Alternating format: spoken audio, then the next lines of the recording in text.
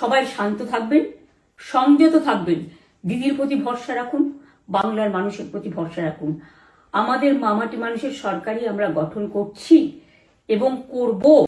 নিশ্চিন্তে থাকুন, নিশ্চিন্তে শান্তভাবে সংযতভাবে থাকুন। ওরা হামলা করলেও আপনারা এক্ষুনি হামলাতে যাবেন না। আমি জানি কালো বেহালাতে অনেক মারধর করেছে, রাতের বেলায় অনেক জায়গায় অত্যাচার করেছে। ভাঙড়ে আমার কর্মীদের যেভাবে পেটানো হয়েছে, রক্তাক্ত করা হয়েছে, এর জবাব ওদের দিতেই হবে আগামী দিন। এর জন্য আমরা ব্যবস্থা করব, আপনাদের আইন হাতে তুলে নেওয়ার দরকার নেই। আর আমি প্রশাসনকেও বলবো, অনেক খেল আপনারা দেখিয়েছেন বিজেপির কথায়, দয়া করে কাউন্টিংয়ে আমাদের ছেলে মেয়েদের গায়ে বা মানুষের গায়ে বা কোনো রাজনৈতিক দলের গায়ে হাত দেওয়ার চেষ্টা করবেন না। অনেক পিটিয়েছেন, আর নয়, অনেক হয়েছে, আর না। বাংলা আপনাদের নয়, বাংলার মামাটি মানুষ বাংলার দখলে। বাংলারা বহিরাগতদের সমর্থন করে না।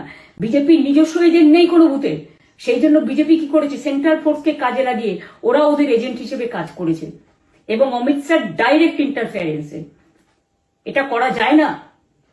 এবং প্রধানমন্ত্রী কালকে 4:30টার সময় ভোট চলাকালীন বললেন কি করে, টোটাল বাংলাটা ওনার, উনি বাংলাকে চেনেন, বাংলার মাটি চেনেন, রবীন্দ্র নজরুলকে চেনেন, নেতাজিকে চেনেন, গান্ধীজিকে চেনেন, রাজা রামমোহন রায়, বিদ্যাসাগরদের চেনেন, কাউকে চেনে না। শুধুমাত্র কানে কানে কথা বলো আর মিথ্যে কথা বলে যাও, অপপ্রচার করে যাও। কিন্তু আমার বিশ্বাস আছে আপনারা সঠিক দায়িত্ব পালন করেছেন আগামী দিন আপনাদের অধিকার রক্ষার জন্য। আমি নিশ্চিন্ত করে বলে যাচ্ছি, বাংলার জয় হবেই, বাংলা করবে জয়, বাংলার মা করবে জয়, আম্মা করবে জয়, মাদার করবে জয়, বাংলার মা মাটি মানুষের হবে জয়। এটুকু বিশ্বাস আপনারা আমার প্রতি রাখতে পারেন।